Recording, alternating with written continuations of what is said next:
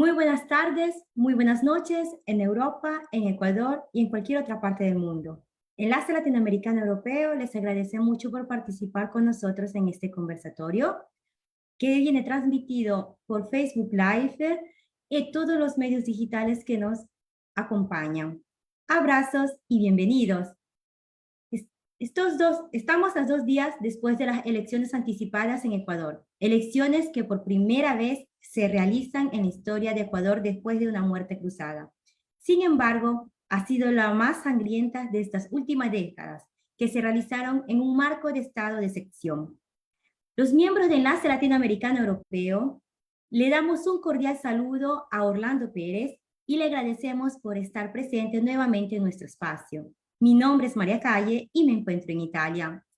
El tema de hoy será resultados electorales, elecciones anticipadas y Ecuador 2023. Recordamos que Orlando Pérez es periodista y escritor. Diplomado en gerencia de medios, fue secretario de comunicación de la Asamblea Nacional de Ecuador en 2007. Además, ha trabajado en diferentes medios de comunicación en Ecuador y México. También articulista en varias revistas culturales de América Latina. Ha publicado diferentes libros y ha ganado varios galardones, entre ellos el Premio Nacional de Periodismo Eugenio Espejo en 2008. Su última publicación fue el libro La Flama del Alma, que la publicó el 4 de febrero del 2022. Actualmente es conductor del programa de análisis política en clave política y en clave mediática, transmitido por Cadena Internacional de Noticias Telesur.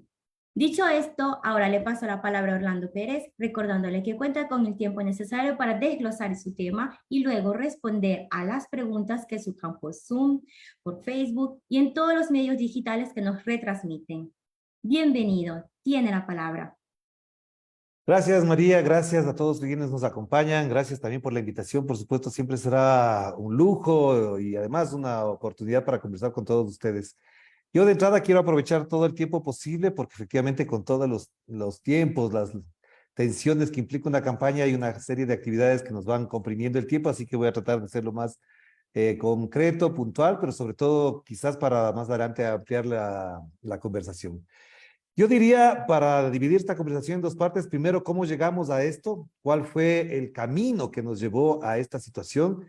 Y yo creo que ahí conocemos bastante, pero sí quisiera destacar dos elementos que son fundamentales. Obviamente, no quiero entrar en los detalles de lo que ha sido el gobierno de Guillermo Lasso, pero sí creo que tiene que ver con algo muy importante.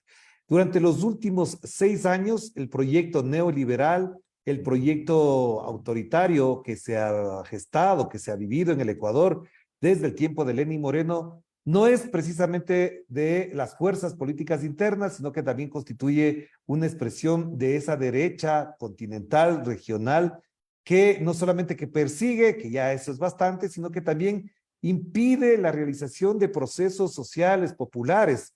Y esto lo digo porque efectivamente octubre del 2019 y junio del 2022 marcaron hitos muy importantes para entender lo que está pasando ahora.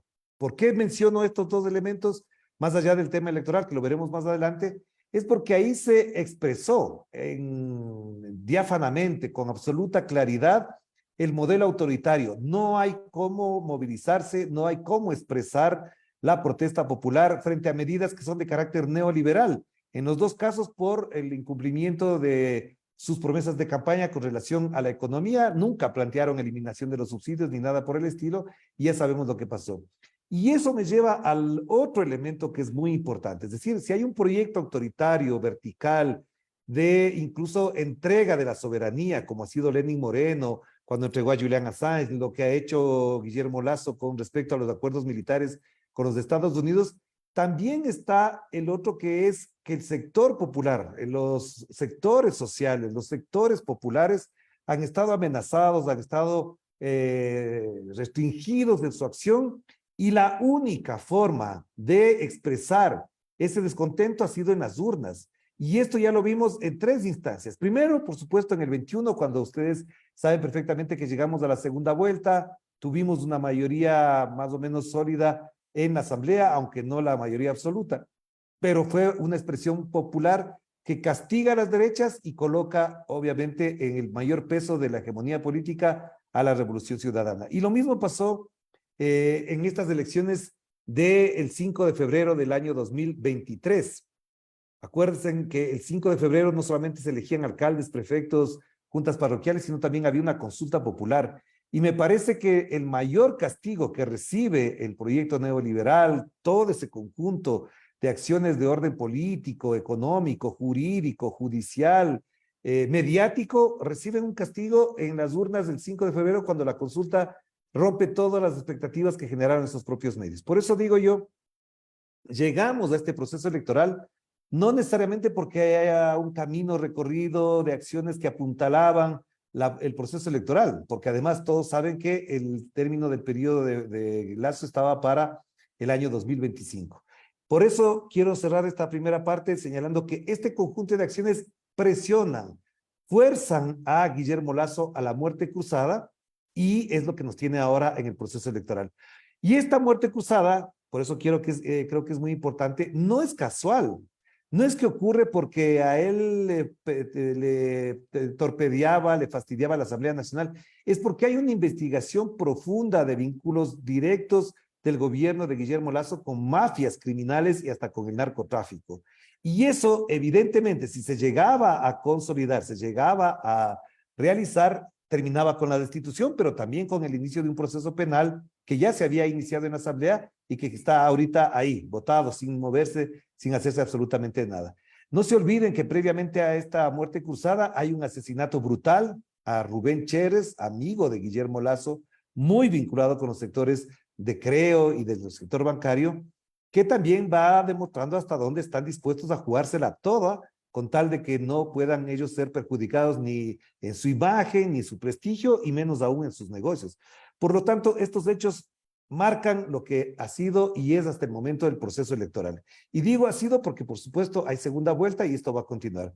Así que esta primera parte, un poco sucinta, un poco sintética, si quieren también, da cuenta de este panorama donde hay una expresión muy fuerte que se va activando constantemente y es la famosa frase de antes estábamos mejor. Y la pregunta que uno se hace es ¿con quién? Pues con la Revolución Ciudadana. Y eso es lo que marca el inicio y da el arranque a la campaña electoral. No se olviden que la Revolución Ciudadana arranca el proceso electoral con una muy buena expectativa, con muy buenos números, y eso efectivamente se verifica en las urnas antes de ayer, es decir, el domingo 20 de agosto. Por lo tanto, ese mensaje, ese señalamiento de antes estábamos mejor, se va consolidando en el imaginario de la gente y lo que quedaba solamente era por ver quiénes eran los candidatos, cómo se planteaban las candidaturas, cómo se planteaban las campañas y demás, y eso ya más o menos lo conocemos en general todos. Yo entonces me pregunto, para entrar en la segunda parte, ¿qué es lo que pasó en este proceso electoral? Yo creo que hay que marcar el proceso electoral en dos momentos muy importantes, antes del 9 de agosto y después del 9 de agosto. Y digo el 9 de agosto porque es el día en que asesinan a Fernando Villavicencio y no quiero desconectar este tema con el que señalaba de Rubén Chérez. Porque si bien es cierto, el asesinato, la tortura previa brutal contra Rubén Chérez es prácticamente un punto de giro con respecto a lo que venía haciendo Guillermo Lazo, porque ahí queda claro, queda evidenciado que ellos están dispuestos a todo. Y por eso conecto con el asesinato de Fernando Villavicencio. ¿Qué pasaba hasta el 8 de agosto? Hasta el 8 de agosto, obviamente, había mucho entusiasmo, había mucha discusión pública, las encuestas generaban mayor expectativa sobre la posibilidad de ganar en una sola vuelta. Eso se iba sustentando, se iba sintiendo, a pesar de la violencia que había. No se olviden que previamente a eso hubo una masacre carcelaria, asesinatos, habían asesinado a Agustín Intriago, el alcalde de Manta. A pesar de todo eso, a pesar de todas estas cuestiones, el momento político y electoral era con un oleaje a favor de la Revolución Ciudadana. Es decir, la marea iba creciendo, y yo creo, esto creo que hay que matizarlo, por supuesto, pero son especulaciones más de orden político, que sintieron que efectivamente había unas grandes posibilidades de ganar en primera vuelta la Revolución Ciudadana, de que el voto en las urnas con respecto a asambleístas iba a ser sumamente amplio y que con eso efectivamente se consolidaba algo que también es cierto. Durante más de 16 años la Revolución Ciudadana se ha constituido en la fuerza política más importante. Y ellos no lo iban a permitir y iban a generar un quiebre profundo en el desarrollo de las elecciones. Y para eso, digo, ellos en general, para no especificar en alguien en particular, que ustedes me van a entender mejor que nadie, obviamente ocurre el asesinato. ¿Cuáles eran los objetivos de ese asesinato? Para marcar el antes y el después.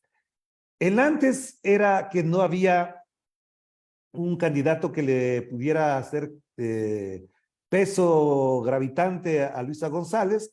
Las encuestas le daban entre 38, 39%, en algunos casos ya se hablaba de haber superado el 40%. ¿Y quiénes seguía a continuación? O era Otto Sonnerschoner o era Jan Topic, entre un 14, 16, 17% a lo mucho. Fernando Villavicencio estaba bajando cada vez más, estaba ubicado prácticamente en el 9, en el 8, hasta en el 7%. Por lo tanto, no era él una amenaza para el correísmo ni para la Revolución Ciudadana en general, porque efectivamente no estaba amenazando las posibilidades de triunfo de Luisa González, y por el contrario, él había acentuado un discurso más violento de denuncia y había osado incluso atreverse a denunciar a la policía y al propio Guillermo Lasso.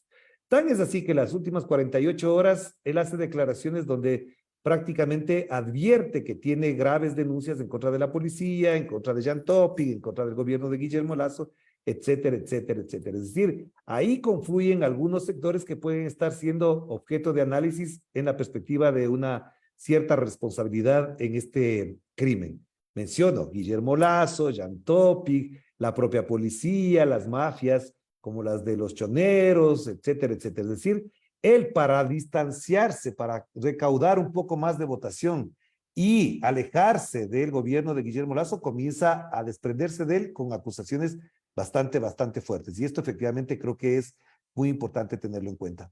En segundo lugar, los candidatos como Otto Sonnerschoner o como Jan Topic, si bien habían crecido, no tenían los argumentos o la plataforma con la cual podían ellos despegarse y disputar una segunda vuelta con Luisa González. Es decir, más allá de los relatos tradicionales, más allá de habernos inundado el país con afiches del señor Jan Topic, eso no era un motivo de preocupación mayor, quiero decir. No es que no era preocupante, pero sí no era de mayor preocupación el verlos en esas posiciones y en esos números. Y entonces ocurre el crimen. Y uno se hace la pregunta, ¿a quién le convenía ese crimen? ¿Quién estaba detrás de ese crimen que podía trastocar las elecciones, cambiar el rumbo de las elecciones?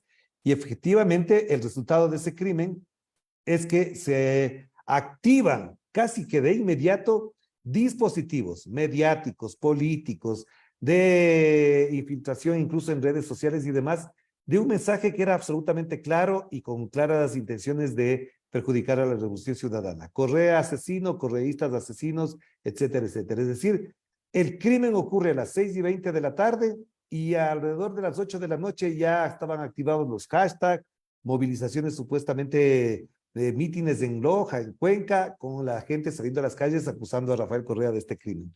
Y esto efectivamente se siente, se percibe que estaba como programado.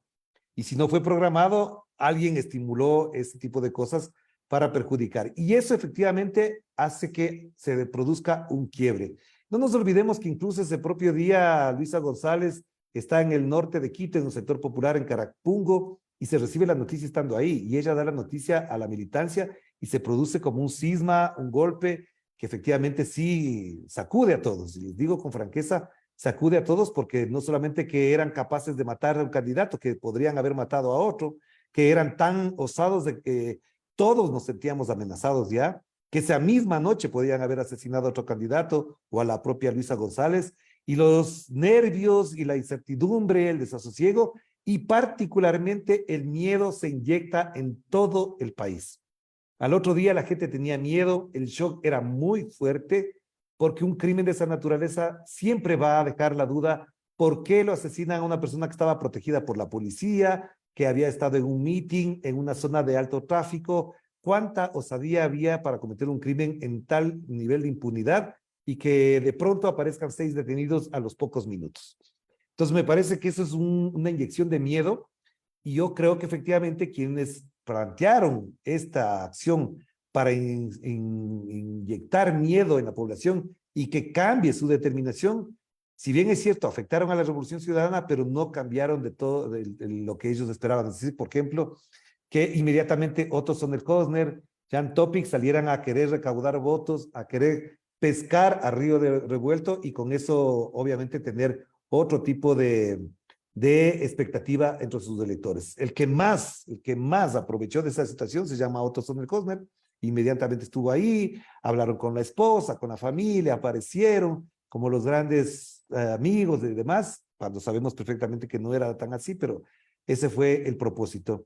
Y claro, la afectación dura, fuerte, es que esos votos que se habían ido sumando por parte de la Revolución Ciudadana, que no era el voto correísta duro, sino que eran aquellos sectores, digamos, más blandos en la votación, en la elección, aquellas personas que con el recordatorio de antes estábamos mejor, podían acercarse a la Revolución Ciudadana, comienzan a tener miedo, las encuestas, los tracking, comienzan a crecer los nulos, comienzan a crecer los blancos, comienzan a crecer los indecisos, y obviamente eso baja la tensión. Y tan es así, que siendo el día 11 de agosto, un día feriado en el Ecuador, porque el 10 cayó jueves, el 10 ya con el impacto de lo que ocurrió, etcétera, el sábado 12 y el domingo 13 es el debate. Y se llega al debate con una situación bastante difícil, con amenazas de Zurita de meterse en el debate, denuncias del entierro, el velatorio de Villavicencio, es decir, nunca antes habíamos tenido un debate con una víspera tan dramática, tan difícil, que generó no solamente morbo, que ya es, digamos, como normal en el ser humano, sino que también puso mucha atención la gente que normalmente no ve el debate, se volcó a ver en el debate qué pasaba, qué iba a ocurrir ahí. Y también, por supuesto, en la práctica era el último acto electoral en el que se podían confrontar abiertamente las ideas de todos los candidatos. Así que se llega a un debate en esas condiciones y luego poco a poco se va recuperando. Me olvidaba que para esos días, incluso en algunas encuestas, encuestadoras, estudios, sondeos, tracking, incluso le ponían a Luisa González ya en el tercer lugar y ponían como en la segunda vuelta a Jan Topic y a Otto Sondershauser. Y si ese era el propósito, efectivamente comenzaron a sentirse que por ahí iban los tiros, es decir, bajar a Luisa González de la expectativa de la gente, anular o prácticamente desplazar en las posibilidades de que la gente diga si ella va primero y si ahora va tercera, mejor voto por el primero, el voto útil que se llama normalmente. Y eso me parece que es lo que da paso a que se reactive desde el día lunes 14 una forma de hacer política proselitista que en alguna medida explica el resultado posterior.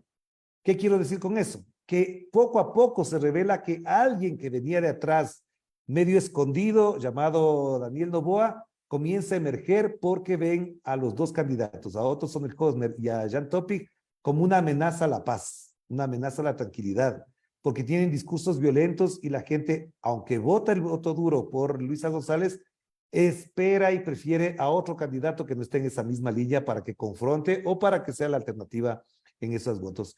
Pero aquí quiero entrar en la parte posterior, como decía, del 9 de agosto, porque esto que estoy relatando tiene que ver muy atado al 9 de agosto. Para cerrar, entonces, yo lo que les puedo plantear es que el resultado final, primero que para algunos no es sorpresivo, para otros puede ser llamativo nada más, porque ya se veía, se sentía que Daniel Noboa estaba haciendo una campaña no pequeña, no tan silenciosa, había regalado cartones con aceite, shampoo, fideos, camisetas, lo típico que hacía Álvaro Noboa en su época, efectivamente.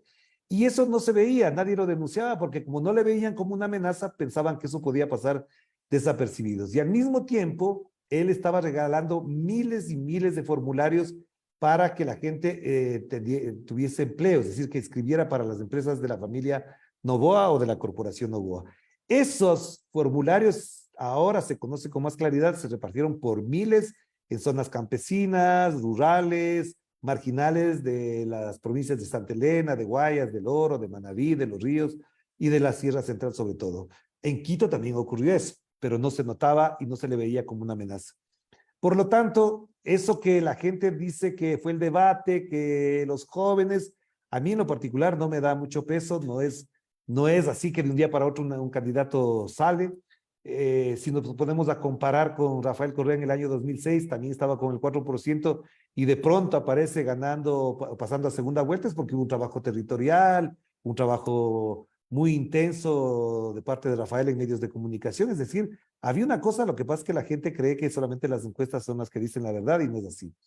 Entonces, el voto duro, en cambio, de la Revolución Ciudadana se afirma en ese 33%. Yo creo que pudo haber sido peor frente a la campaña de terror que implantaron en la mente de la gente. Pudo haber sido peor, se recupera el voto duro, que es prácticamente el mismo voto de Andrés Arauz en el 2021. Y aquí en adelante lo que tiene que haber es una campaña distinta con respecto a la anterior, pero no alejada de los principios fundamentales de la Revolución Ciudadana. ¿Qué quiero decir? Para plantearles a continuación solamente las tres hipótesis que se podrían plantear para la discusión en función de lo que viene adelante. Primero, se trata de una elección que no puede desprenderse de la angustia social, es decir, de la exigencia de justicia social, de seguridad, de paz y de bienestar, que es el planteamiento de la Revolución Ciudadana. Me parece que eso tiene que afinarse, tiene que ajustarse y tiene que asentarse en el trabajo territorial, en el trabajo organizativo y en el trabajo mediático de toda la organización. Eso me parece que es básico y fundamental. Lo segundo, me parece que el voto alcanzable no puede estar necesariamente solamente entre nosotros, ya no nos podemos convencer entre nosotros mismos, ya no alcanza que nosotros sigamos diciéndonos todos 5, una sola vuelta, etcétera, sino que tenemos que ahora ganar el voto de aquellas personas que dudan, que creen que efectivamente hay problemas en el país y que a lo mejor entre Luisa González y Daniel Noboa podría haber una duda. Yo creo que hay que tener una certeza, es decir, no podemos seguir en esta situación y ahí sí creo que efectivamente se reedita una cosa que es fundamental. Daniel Noboa no es un representante de una centroizquierda, no es un socialdemócrata, no nos dejemos convencer de la idea de que él es un tipo de izquierda, sino que él responde a una matriz ideológica, política y hasta de orden social que tiene que ver con el mundo empresarial. Aunque no sea el de Guillermo Lasso, que es el mundo financiero, Daniel Noboa sí pertenece al grupo empresarial más ligado a los agroexportadores, etcétera, del banano, del camarón, etcétera, etcétera. Entonces, sí creo que hay que tener claro eso. Y frente a eso, me parece que no hay que tener dudas de entender algo que es con lo tercero que voy a cerrar. Aquí otro de los ganadores de esta contienda se llama Guillermo Lasso Mendoza. No tengo ninguna duda de eso. A él es al único que le convenía en general que no haya una segunda vuelta porque va a gobernar 3 meses más, porque va a tener todo el tiempo posible para aplicar y sostener el modelo que sigue y sobre todo mantenerse en la impunidad. Y esto no puede desaparecer de nuestro imaginario. Ganar en primera vuelta significaba que él se vaya al otro día. Significaba además de que debían exigirse la revelación de todos los informes secretos alrededor de las masacres, de las muertes, de los asesinatos, de los sicariatos, que los tienen y que no los sacan, porque saben que enseguida serán visibilizados los responsables tanto en la policía como en el gobierno, como en ciertos sectores de la inteligencia que maneja todos estos informes, de la que se llamaba antes ENAIN, etcétera, etcétera. Entonces, ese ganador, entre comillas, digo esto ironizando además, no me tomo muy en serio, ironizando, ese otro ganador es Guillermo Lasso. Tiene 3 meses para gobernar vía decretos, tiene 3 meses para hacer lo que le dé la gana, para seguir nombrando embajadores, para seguir nombrando personalidades en el sector público, para seguir firmando contratos de última hora. Es decir, sigue sosteniéndose, incluso ahora, y con esto sí cierro, en la perspectiva de que su heredero sea Daniel Noboa y le deje la mesa servida. Me parece que eso es absolutamente claro.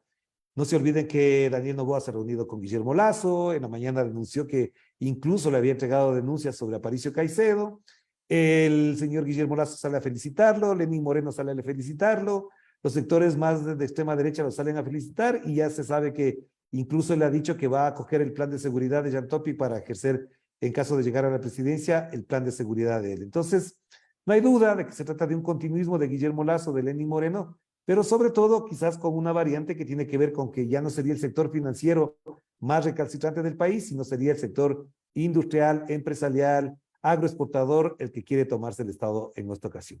Hasta aquí llego yo. Buenas noches, muchísimas gracias. Estoy aquí en Berlín, Alemania, y tomaré la moderación. Mi nombre es Jimmy Pesantes.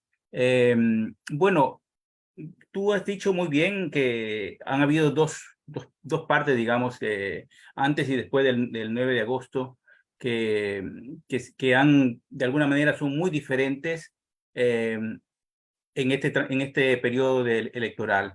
Pero también hubo una parte que también influenció, que es el debate presidencial, en el que muchos dicen que esperaron un poco más de cuestiones concretas, pero ese debate, digamos, también fue planteado de una forma en que los candidatos tampoco podían decir algo concreto, los tiempos eran muy cortos, interrumpieron cada vez que quería hablar una de las candidatas, la interrumpían bruscamente, eh, y eso de alguna manera perjudicó al lado del correísmo y evidentemente favoreció a uno de los que más favorecieron fue a Daniel Noboa.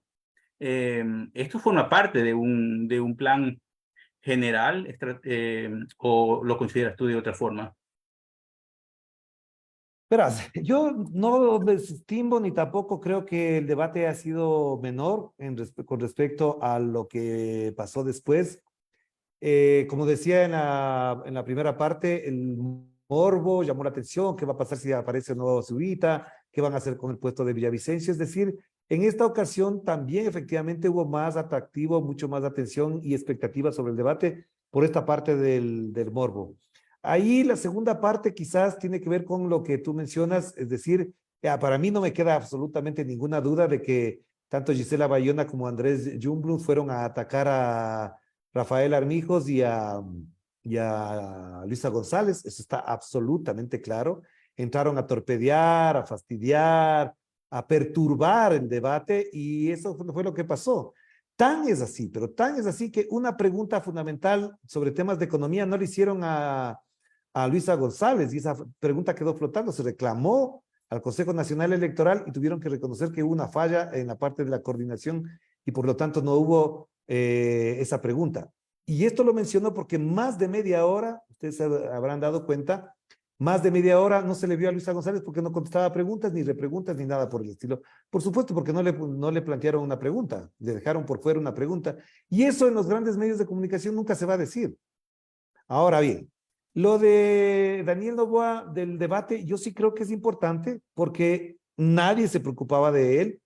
Hay claridad en que hubo un acuerdo entre Jan Topic y Otto Sonnenhösner de coordinar las respuestas, las preguntas, los ataques, etcétera, para incluso aparecer como que estaban distantes, etcétera, pero nunca se preocuparon de Daniel Mendoza. Y otro elemento que es muy importante, lo que dijo Daniel Mendoza no es del todo cierto. Hay unas 2 o 3 fallas graves en cuanto a las cifras que dio, a los datos que dio, y tampoco hubo respuesta por parte de los grandes medios que se preocupan de el famoso checklist, del chequeo, de que dijo o no dijo la verdad. En cambio de Luisa, de Armijos, quizás hubo más preocupación, o hasta de Yacu Pérez por último, pero de lo que él dijo no hubo preocupación porque creían que no iba a cambiar nada.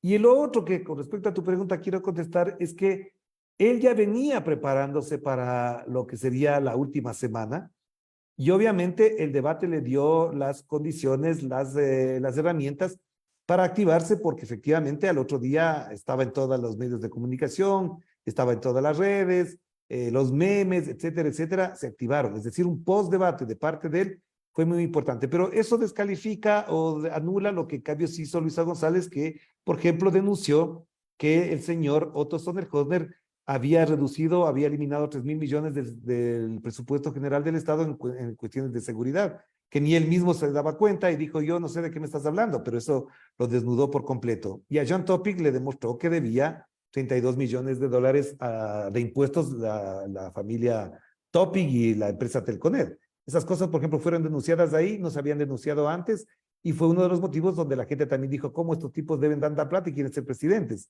Y entonces eso también estuvo en el debate, pero no se destacó. De hecho, yo puedo contar personalmente que yo subí un tweet con respecto a esa deuda, a esa eliminación del presupuesto de 3.000 millones por parte de Otto Sonnenhösner, y ese tweet tuvo en menos de una hora, tenía ya más de 50.000 visualizaciones y no sé cuántas retweets, etcétera, porque efectivamente fue un dato súper revelador.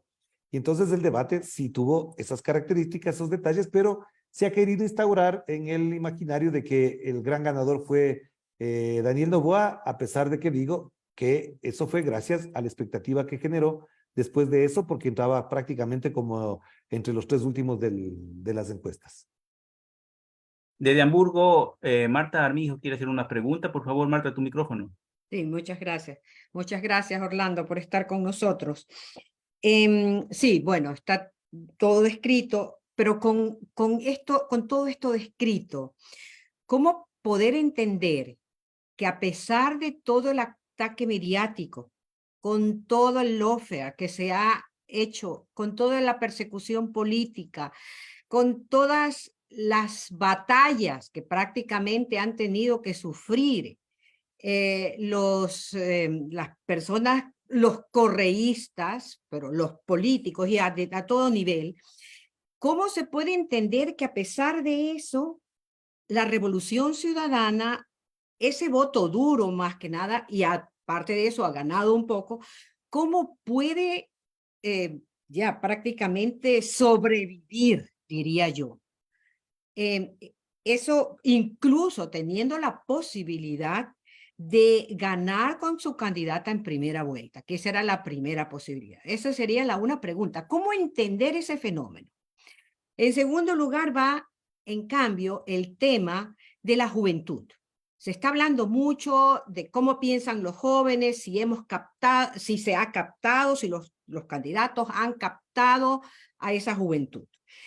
Y yo me pregunto, yo veo incluso con amigos que están en el Ecuador, familia, amigos de la familia, y cuáles son las metas que se ponen. Y yo digo, tenemos actualmente, no solamente en el Ecuador, sino en América Latina, digamos, no fortalecimiento, sino un crecimiento del capitalismo y de la sensación de que yo quiero ser así como ellos, como esos que me presentan el mundo, que el mundo es un mundo pero fabuloso y solamente tengo que esforzarme un poco y voy a ser como ellos, ¿ya? Y allí va también, bueno, y con ello va entonces la derechización prácticamente de nuestros jóvenes. Esa sería mi pregunta o mi observación también. Claro que sí, Martita, un gusto saludarte a la distancia también. Mira, yo sí creo que en general en el mundo hay varias teorías, varios trabajos, varias investigaciones de cómo se ha ido derechizando el mundo, no solamente desde la caída del muro de Berlín, sino que incluso un poquito antes. Pero ahora incluso hay trabajos como el de Alessandro Barico con The Game, Yu-Chul Han, que es otro de los filósofos que vive en Alemania, y entre otros, incluso en España mismo hay varios investigadores que van hablando de cómo se ha ido derechizando el mundo, y tiene que ver fundamentalmente con el nivel de expectativas que hemos generado a partir incluso de un cierto tipo de bienestar que se le ofrece a las nuevas generaciones. Es un bienestar que no nace precisamente de la lucha, del sacrificio, del hacer el esfuerzo cotidiano, de venir desde abajo, sino que como hay ejemplos paradigmáticos que de un día para otro se vuelve multimillonario, un Zuckerberg o un Neymar o el otro, que de un día para otro ya no ganan $20 al mes, sino que ganan $20 millones por día, obviamente se genera ese nivel de distorsión y yo lo he llamado, quizás a algunas personas no les guste, pero también un nivel de enajenación en las nuevas generaciones que creen que todo viene de un día para otro, que no hay que luchar, que viene de arriba nomás, que si mi papá me compra, ya para qué voy a trabajar yo, etcétera, etcétera. Eso digo para reducirlo y medio caricaturizarlo también. Y lo otro me parece que también hay unos problemas en la izquierda en general, en el progresismo latinoamericano, que no ha salido de sus propios esquemas, que no ha ido más allá para entender a las nuevas generaciones, que no ha podido dialogar del todo con los nuevos sentires, vivires y devenires de las nuevas generaciones que, digamos, tienen ahora menos de 30 años, que nacieron, digamos, a principios de este siglo o finales del siglo pasado, que en el caso ecuatoriano también hay que mencionarlo, y esto apunta a tu pregunta inicial, Martita, es que los electores que hoy tienen menos de 25 años prácticamente no han vivido, no vivieron lo que significó la Revolución Ciudadana y lo que costó para la Revolución Ciudadana llegar a los niveles de éxito en algunos sectores, en la economía, en la salud, en la educación. Muchos, por ejemplo, ni siquiera saben cuándo se construyó un hospital grande nuevo en el Ecuador, o en Quito, por ejemplo, que el colegio María Angélica Hidrobo, su primer edificio nuevo lo construye la Revolución Ciudadana después de 40 años que no se había construido un solo edificio para un colegio en Quito. 40 años después se hace uno, y entonces esta gente, digamos, voy a imaginarme, la persona que llega a la Angélica Hidrobo dice, yo llegué aquí, pero sí ya estaba aquí. Entonces no tiene esa referencia del significado que tiene eso, el haber hecho todo eso en tan poco tiempo, y además con una gran disputa con la derecha. No nos olvidemos que para la derecha todo eso significaba gasto excesivo, estado obeso, etcétera, etcétera, pero es lo que la gente disfrutaba, es decir, un hospital como el San Francisco que está en Calderón, que es una cosa enorme, impresionante, como hay otros en las provincias amazónicas de la Sierra Central, parece que ya estaban ahí toda la vida, nunca ellos la vieron a nacer. Y asimismo con las carreteras, no se olviden que el discurso era la gente no come carreteras, la gente no vive de carreteras. Eso fue el discurso que instauró la derecha y los medios. Ojo, no estoy diciendo una cosa que sea exagerada ni mintiendo. Entonces, todo eso ha ido construyendo un imaginario distinto. Y a mí me parece que efectivamente a nosotros nos hace falta leer con mucha más profundidad los resultados de esta vez, porque no sé si solamente es la juventud o son los jóvenes los que determinan y dan el cambio. No sé si solamente es un TikTok, no sé si es solamente las redes sociales las que determinan. Creo que sí tienen que ver, pero no sé si son determinantes. Y digo esto porque también aquí lo que decía al principio, y no nos olvidemos de esto a propósito de la pregunta de Martita, la gente cuando llega a votar llega con miedo, pero también hace una cosa que es muy importante. El 82% de los empadronados fue a votar. Es la cifra más alta de primeras vueltas en el Ecuador. Es decir, la gente no tuvo miedo de ir a votar. La gente quiso decidir con votos y no con balas. Eso es muy importante. Habría que ver qué tanto de la población juvenil fue a votar y qué tanto de la población mayor fue a votar. Eso todavía no se ha sacado al aire, no se ha mostrado, pero supongo yo que después habrá mejores análisis de encuestas para eso, pero en la práctica eso sí ocurrió también. La gente prefirió ir a votar antes que seguir esperando que las cosas se resuelvan por las balas. Y yo sí creo que efectivamente hay jóvenes en las clases bajas, en las clases medias y en las clases altas. Y no es lo mismo el comportamiento de las jóvenes en las clases bajas, en las clases medias y en las clases altas.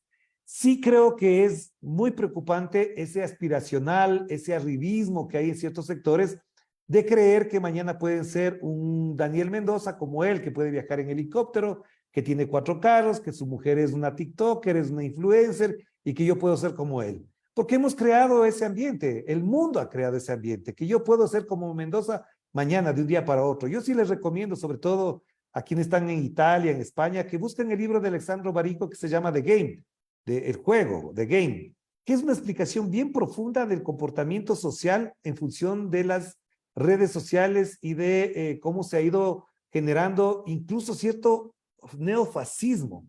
Yo lo puedo todo, yo soy capaz de todo, en mí está todo el poder, y eso anula comunidad, vecindario, hogar, familia, etcétera, etcétera. Entonces parecería que yo mañana pongo un tweet y he resuelto la política. Mañana hago un TikTok y resuelto la política. Y esto se ha ido construyendo, digamos, muy, muy adentro. Por eso hablo de cierta enajenación también, aunque resulte duro decirlo, pero también es cierto, de que no me interesa la política. Yo no quiero la política. Pero, ¿por qué? Porque el conjunto de influencias, de versiones que hay sobre la realidad, les llevarían a pensar eso. Pero en la práctica, no se olviden que entre los migrantes que se van a Estados Unidos, la mayoría son jóvenes. Son gente que están entre los 18 y 30 años. Y eso también es determinante. Es decir, los jóvenes también han tomado una decisión política, irse del país. Si en este momento las fronteras de Europa estarían abiertas, estoy casi convencido, absolutamente convencido, que la mayoría de la gente que se iría para Europa no serían los mayores, serían las personas entre 18 y 30 años. Por lo tanto, también son decisiones políticas que hay que considerar, y creo que a esas consideraciones, a esas necesidades, a esas expectativas hay que dar respuesta ahora en la segunda vuelta, clasificando, voy a decir esta palabra medio dura, pero clasificando entre lo que es un joven de clase baja, lo que es un joven de clase media y lo que es un joven de clase alta. Los niveles de expectativa, de consumo, además, son completamente distintos y eso también hay que pensarlo. Porque, Disculpa, Jimmy, solo bien corto, porque ha caído el nombre Daniel Mendoza algunas veces. Daniel Mendoza está en la cárcel. Ha sido, creo, ¿cómo se dice? Al hablar, has usado ese nombre. Y es Daniel Noboa, pero solamente Perdón, Daniel para que Novoa, llegue, sí, sí, para que es llegue al verdad, sí público, dije, es ¿ya? verdad. Sí, es verdad, sí, perdón, sí. sí, perfecto. Bueno, tenemos otra pregunta de Italia, María Calle, por favor, tu micrófono. Muy buenas noches. Muchísimas gracias por estar nuevamente en nuestro espacio. Bueno, mi pregunta siempre es el discurso de las elecciones electorales. Como usted sabe, y se llegó a las voces hasta Ecuador, nosotros los migrantes en el exterior no tuvimos acceso al voto. El sistema colapsó, pero ya de las primeras votaciones que se hicieron y las pocas que se hicieron, se resaltó que obviamente Europa, y no solo, era un bastión de la Revolución Ciudadana. ¿Usted cree usted piensa o puede hipotizar que si nosotros hubiéramos podido votar como normalmente hubiéramos hecho hemos hecho en las anteriores elecciones, llegábamos a una segunda vuelta? No creo, porque, a ver, como están las cosas ahora, efectivamente, la votación del exterior suma más o menos un 3, 4% en el mejor de los casos, dependiendo del número de personas que voten. No sé si nos hubiese alcanzado. Yo creo que es una violentación muy grave a los derechos de participación política de los ciudadanos ecuatorianos residentes en el exterior. Es muy grave eso, bastante grave. Lo que a mí sí me preocuparía ahorita es más bien que los 6 candidatos a la asamblea sí habrían llegado los 6. Y eso sería muy importante. Eso sí creo. Con los votos del exterior se habría alcanzado a ganar en primera vuelta, siempre y cuando el voto, por ejemplo, habría sido un poquito mayor en Guayas, habría sido un poquito más en Manabí y habría sido un poquito más fuerte, por ejemplo, en Pichincha y en la Sierra Central. No digo que no haya sido bueno, lo que digo es que si hubiese sido un poquito más alto, o vean la votación de Esmeraldas es alta, por ejemplo, pero si hubiese sido un poquito más alto en Manabí, porque se bajó un poquito la votación de Manabí con respecto a la primera vuelta del 2021 y se bajó también un poquito la votación de primera vuelta del 2021 en Guayas. Eso me parece que esos puntitos, 3, 4, más los migrantes, que serían 3, digamos, o 2, habrían alcanzado para ganar en primera vuelta. Ahora desde Londres, Cristian Mendoza, por favor, tu micrófono. Gracias, Jamie. Sin desmerecer ninguna de las palabras, y está claro que ha habido persecución, lawfare, todo en contra para la Revolución Ciudadana. Pero hace un par de horas leía un tuit de Agustín Burbano y más o menos él decía como que se desequilibra el tema de marketing político con la batalla de ideas. ¿Cuál es, refiriéndose a cuál es su opinión, Orlando, con respecto a eso? Gracias. Sí, leí el tuit de Agustín Burbano de Lara, me parece un tipo muy importante, muy inteligente, muy capaz para el análisis político. Me parece que incluso ahí hace un señalamiento que es bueno tenerlo presente y tiene que ver con que en el 2006 se ganó a Álvaro Noboa precisamente porque nuestra postura y nuestro talante, nuestra bandera de lucha fue la justicia social y fue sobre todo ligado al campo popular. Me parece que eso es muy, pero muy importante.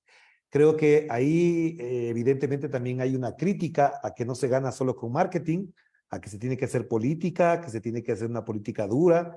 A mí me parece que el marketing sin un condumio, sin un concepto popular central, efectivamente solamente ayuda a tener una emoción, una amplificación de ciertos discursos, pero no cala profundamente. Sí es cierto. Y yo sí creo en cuanto a esto, Cristian, que efectivamente hay en este momento un volver hacia los orígenes de la Revolución Ciudadana, hacia la esencia fundamental de la Revolución Ciudadana, que tiene que ver con la justicia social, que tiene que ver con el poder popular, que tiene que ver con el empoderamiento de los sectores populares en la toma de decisiones, en el devolvernos a que el servicio público es la única garantía de afincar los derechos, que ese es fundamental para tenerlo siempre presente. Entonces, a mí me parece que si algo podemos hacer este momento es por doble vía. La una, efectivamente, consolidar este concepto del sentido popular, de la justicia social. Unos le llaman pueblo contra oligarquía, como le quieran llamar, pero bueno, digamos que está afincado en ese sector.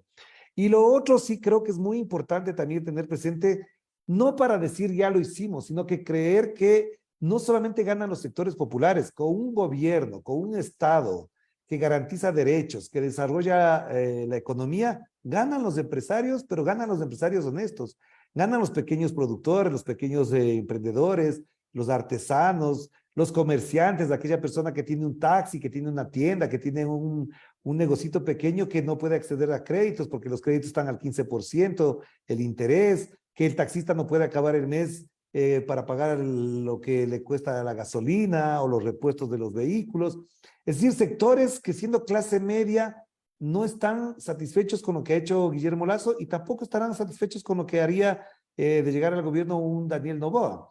Yo creo que eso es muy importante tenerlo presente porque efectivamente ahí hay algo que está dándonos las vueltas, es cómo llegamos a ese sector que no siendo del todo correísta se benefició del correísmo. Y eso creo que necesita una cosa clave que es ampliar el discurso, abrir la unidad, que es la que ha planteado Luisa González. Y no quiero dejar de mencionar algo por lo que decía Martita hace un momento, y a propósito de la pregunta de Cristian también. Yo creo que tenemos una excelente candidata. A Luisa González me parece una excelente candidata, muy potente, joven, carismática, simpática, atractiva, del sector popular, campesino, manabita, etcétera.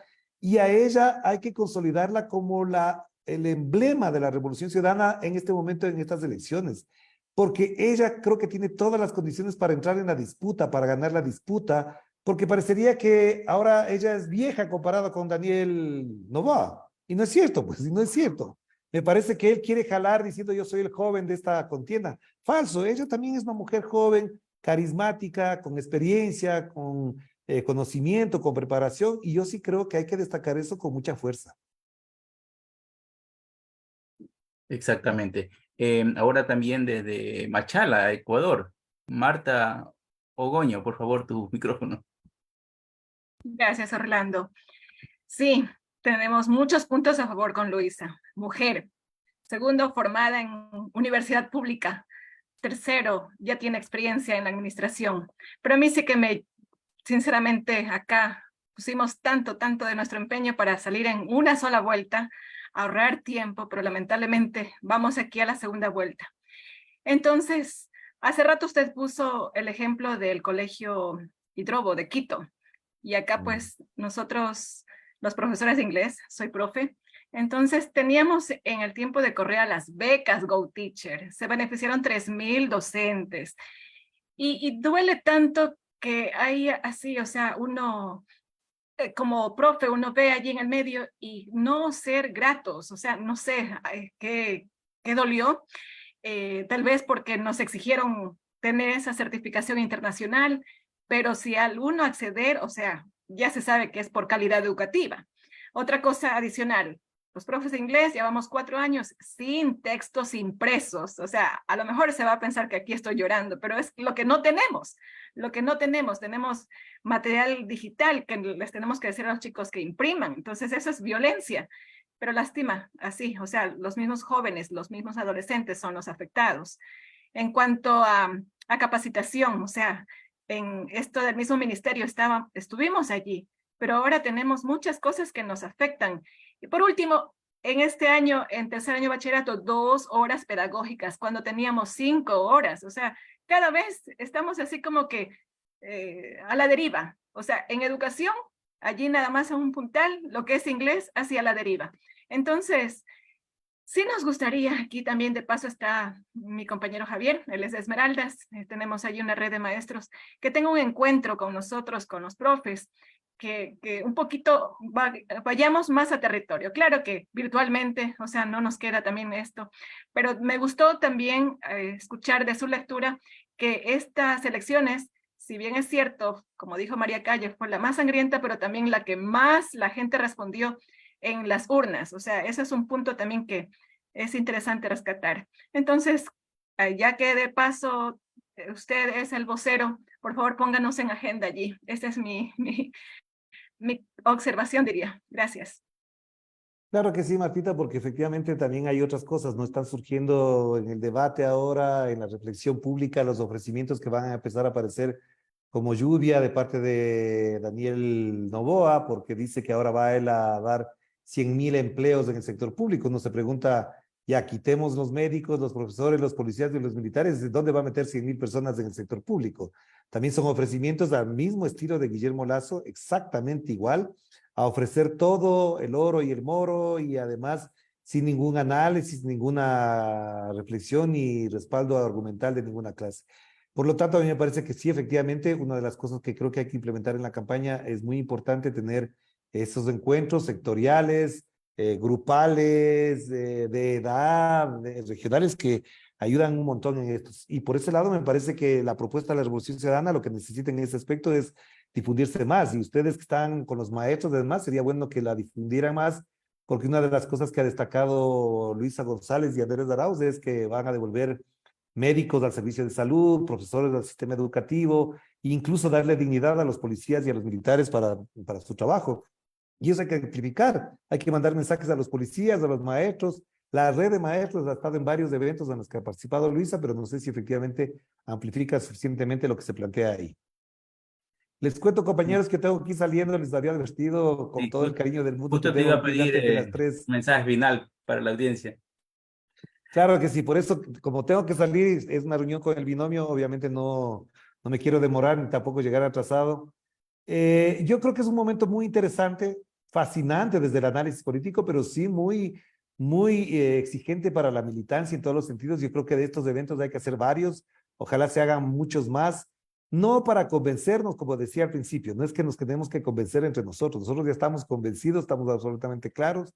A mí me parece que es importante juntar a aquellas personas que pueden amplificar el mensaje y al menos tener conciencia que una decisión de la naturaleza como la que se tomó en el 2021 con Guillermo Lazo, nos aleja mucho más de la posibilidad de recuperar un montón de cosas que se habían conquistado. Imagínense ganando Daniel Noboa año y medio más. Obviamente la derecha se consolida, se afirma, y no es que nosotros perdamos, es que el pueblo ecuatoriano sufre más, los jóvenes pierden más, las mujeres pierden más, los campesinos van a perder más, los pequeños productores van a perder más. Y esto obviamente no puede generar más violencia. Yo no sé si ganando Daniel Noboa vamos a tener un levantamiento de la CONAIE, porque no estoy convencido que eso podría ocurrir. ¿Y qué va a pasar ahí? Con todo el autoritarismo que se gesta, ¿sería otra masacre más? No, yo no creo que no. Por lo tanto, les convoco, les invito a que hagamos ese ejercicio de tomar conciencia, de militancia efectiva y activa permanente para poder ganar la mayor cantidad de votos posibles. Así es, les mando un abrazo entonces, cuídense mucho, que estén muy bien. Muchísimas gracias, agradecemos a Orlando Pérez por su ponencia. Agradecemos también a todas las personas que han estado aquí en la plataforma Zoom y en Facebook Live y en todas las redes que nos transmiten y retransmiten. El Enlace Latinoamericano Europeo es un proyecto de migrantes ecuatorianos y latinoamericanos en Europa que tiene como objetivo construir de manera participativa y consensuada un espacio de integración y unión en lo cultural, social y político, con el fin de vigorizar la representación de migrantes latinoamericanos en Europa. Les agradecemos a todos por habernos seguido en las redes sociales y les invitamos a que sigan haciéndolo para que puedan unirse a todas nuestras actividades. No se olviden, Enlace Latinoamericano Europeo. Hasta pronto, nos vemos en el próximo conversatorio. Adiós.